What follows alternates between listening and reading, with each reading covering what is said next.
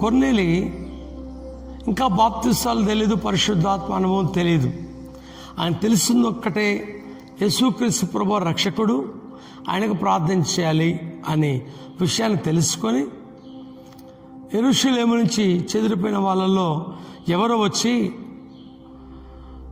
ఆ కొర్నేలికి సువార్త అందిస్తే దాన్ని నమ్మిన వాడై ప్రార్థన చేయడం మొదలుపెట్టాడు. ఆ ప్రార్థన ఎడతెగని ప్రార్థన. యూదుల ప్రార్థన కాలం 3 గంటలకు మధ్యాహ్నం. అదే సమయంలో ప్రార్థనకు ఆయన మోకరిస్తున్నాడు, ధర్మకార్యాలు చేస్తున్నాడు, ప్రార్థన చేస్తున్నాడు, విజ్ఞాపనలు చేస్తున్నాడు. ఇవన్నీ ధూపం వలె నీ సన్నిధికి చేరాయి, ప్రభు సన్నిధికి వెళ్ళిపోయాయి. ఆ విషయాలు మోసుకొని మళ్ళీ దేవదూత వచ్చి, కొర్నేలి, నీ ప్రార్థన, నీ ధర్మ కార్యాలు దేవుని సన్నిధికి చేరాయి అన్నాడు.